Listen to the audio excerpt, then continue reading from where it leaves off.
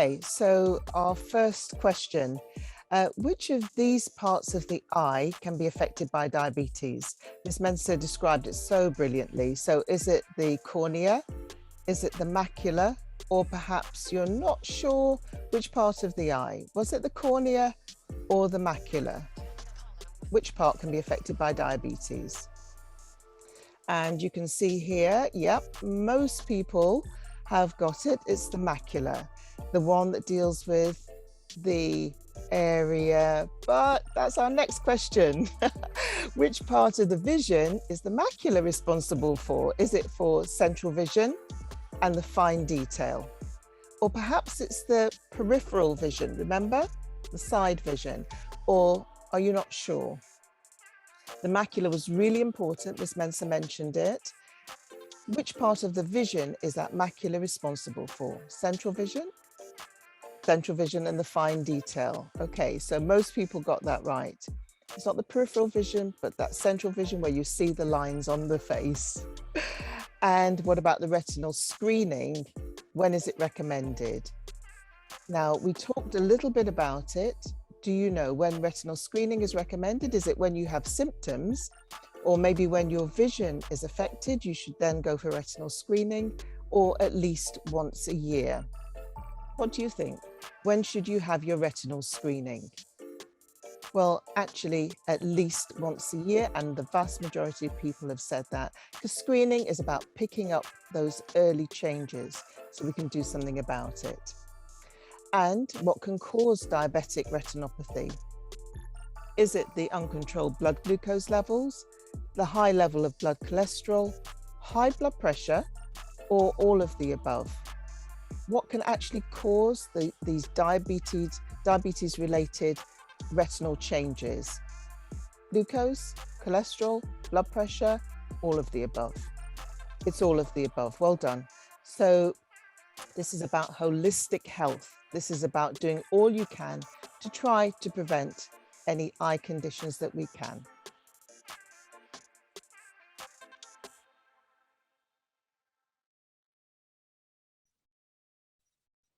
We're now going to move on and see how Ms. Mensah has looked at eye conditions associated with diabetes in a holistic way in her clinic. Clinic is based at Central Middlesex Hospital in Brent. You've heard about Brent, very diverse community in northwest London. And Ms. Mensah is, I think, very unusual. A lot of ophthalmologists wouldn't even be asking the questions that Ms. Mensah started to ask. But she'll go on to talk about how, by asking those questions, the clinic healthcare professionals uncovered so much more information than they were expecting to uncover, and how they've used this. I think it's a fantastic example of really good practice. They've used this, learnt from it, and adapted it to meet the needs of the population that they're serving. So over to you, Ms. Mensah. Thank you, Joan. So yeah, I've always been very, very interested to really understand what my patients are eating, what they are doing when they come to the eye clinic. And so devised this questionnaire, this diabetes eye clinic questionnaire.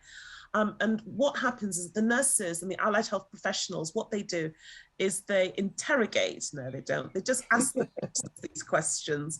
They ask them questions about their blood sugar level, whether they know what their long-term sugar level control is, HbA1c, or if they don't, we might just do the finger prick test, like on this response here from this patient, or what the blood pressure is. A lot of patients will know what their blood pressure reading was, or we might just check it for them, or their cholesterol. Now, I have to say that this particular patient with all these answers here is not my typical patient coming into my eye clinic. And of course, I had to show the best response possible with this patient who also walks. They said they don't eat sugar, and they said they don't smoke. You raise a really important point there, and I want to flag up. So many people don't know these numbers, wouldn't know what an HbA1c is or their individual HbA1c is, wouldn't know what their blood pressure most recent reading is, wouldn't know what their cholesterol, but they are so important. And we'll talk about that more and the implications of that. Thanks, Evie. So this is one of the patients that attended one of my eye clinics. And if you remember, I showed you a photograph of what the back of the eye looks like. And you know that a normal back of the eye doesn't have all these yellow bits in it. It doesn't have all these little red bits in it. And this central part is the macula. So this patient has got lots of fatty lipid deposits within the center of the macula. Now, you may not understand these figures at the bottom or what this terminology means, but basically, what we were saying to this patient is that they've got moderate diabetic changes at the back of their eyes. Their vision is still good. So if they could please tighten up their diabetic control, keep things under check. And they told us that, you know, they had a really good diet. They said that they didn't eat any sugar. They said, they just said that their diet was just absolutely fabulous and they exercise. So we got this patient back 6 months later, which is the normal follow-up time for the patient. And I mean, my 2-year-old nephew and nieces could see that there's a difference between this and that. And things have gotten far worse. So as a consequence of that, because I didn't feel as if I'd got all the information that I needed to adequately from this patient, I redesigned the Diabetes Eye Clinic questionnaire and also included a scale about the blood sugar control. Now, the thing is you think, oh yeah, this looks really great, lots of colors, I like colors. But then when you turned it round the back, right, the question that every patient says, I forgot to mention, was that, what foods do you not eat? Question number 6, what foods do you not eat? All the patients, I can tell you, they all say sugar, sugar, sugar. Sugar. They say sugar, they do not eat sugar. However, we decided to get the patients to actually tick what foods they were actually eating. And we divided them into the different food groups. We had the fruit and veg at the top, the carbohydrates, dairy foods, etc., etc. And if you look very, very carefully, you'll see all the naughty foods are at the top. Chips, actually hard coconut, I hadn't realized, well, anyway, and all the good things are at the bottom, like at the top here, like sweetened mango pulp, some of these very sugary type milks, like condensed milk. A lot of our foods like fried fish, fried this, fried within an inch of its life things at the top, and all the healthy steamed things all at the bottom. And can I just also add, Evie, that it was fantastic to see on the list you had cocoa yam, you had Gary, yeah? I did.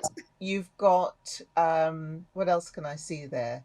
You've got pawpaw, you've got Yes. the condensed milk that you said. So, Turkey tails. yeah. Have you got cow foot? We got cow foot there, look, cow foot. Yep, saltfish. You've got it all. So I mean, it's reflecting the population that you're serving, and I think that's a really important thing, isn't it? Yeah. Yes, 100%, because Thanks, Evie. we recognize that. So, Evie, you're going to present the results of your audit to us. But before you do that, we want to ask the audience what they think people attending your diabetes eye clinic might be eating. So, first of all, we're going to ask you some questions and then Evie will present the results. So these are the results. So out of the 50 patients that were audited, 38 out of 50, or rather 76%, reported that they did not eat sugar or carbohydrates. So out of these patients, out of these 38 patients, how many do you think actually did avoid eating sugar or carbohydrates? Or do you think 25% ate sugar or carbohydrates, 50%, 75%, or all of them, 100%.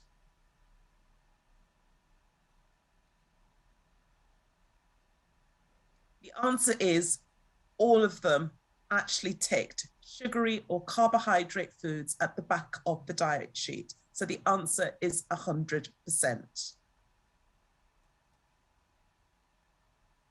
And when we looked at those sugary foods in more detail, they were eating on average 10 or more red and healthy foods on a regular basis. So all of my patients were not quite in denial, because I did have 12 out of 50 patients who said they did. Yeah, they said, yeah, we eat sugar. So they confessed up. And on average, they were eating on 14.4 unhealthy food items on a regular basis. We then, as I said, RAG rated the foods. So the average number of green healthy foods was about 14.4, amber foods 8.8, and on average, red foods were 10.2.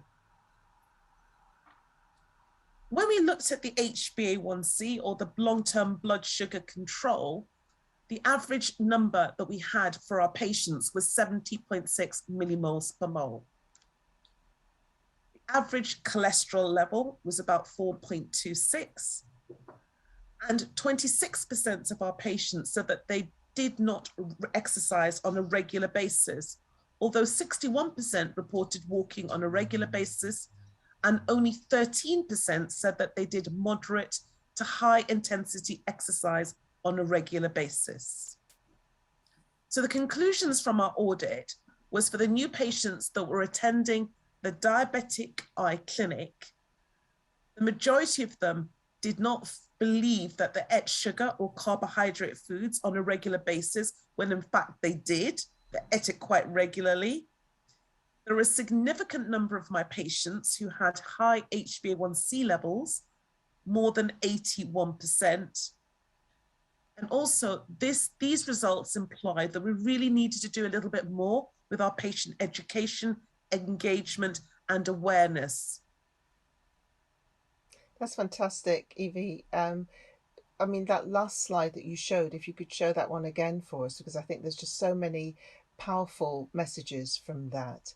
Because when we did a pilot for the World Foods Book, we found that a lot of people didn't recognize the food that they were eating as carbohydrates, which is backing up this audit results that you found as well. So people were, the vast majority were saying, we don't eat sugar, we're not eating carbohydrates. But actually, when you show options for carbohydrate foods like the cocoa yam, the condensed milk, the Gary, when you show options that people might recognize as foods that they eat, then they may be able to get that knowledge that those are the foods that contain carbohydrates. So, I mean, it's just such a powerful message, but, I commend you, because so many ophthalmologists would not drill down to this level of detail. And you told me a funny story that the person who said that they were walking, or one person that said they were walking, the walk was a walk around their desk. Yeah, not quite your 10,000 steps a day.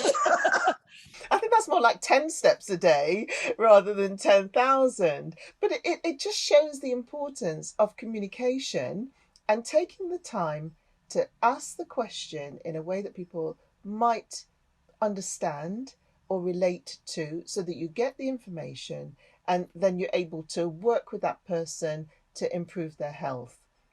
So, and the other thing that I think was so important from your audit results was that people were recognizing things like the blood pressure and the cholesterol levels as being important.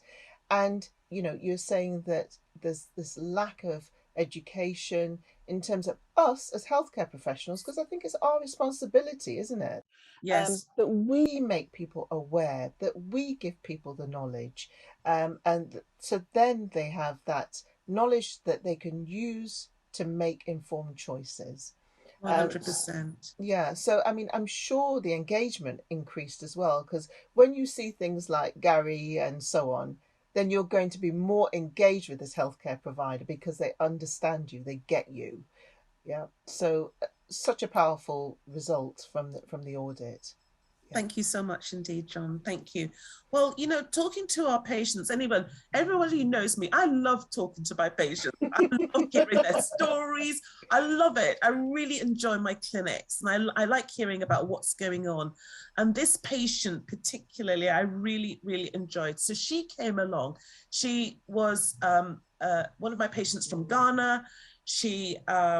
This is what she looked like on the left. All right. And I said to her, there's just too much fatty deposit here. Do you think perhaps if you could increase your exercise levels and maybe rather than frying the fish or frying that chicken, maybe grill it, reduce your oil intake? And lo and behold, 3 months later, things were getting less. So it does work. Just that change in lifestyle, modifying one's diet, just modifying your lifestyle, just increasing the level of exercise can have a significant impact, and it can actually save your sight. So thank you very much for your attention. Wow. Evie, thank you so much. So don't go around the desk once, go around 10 times, and that can do some real good for your sight. And, I think there's huge take home messages here, but one of the take home messages is you think lifestyle and your eyes or your vision are separate things. They're not, they're connected.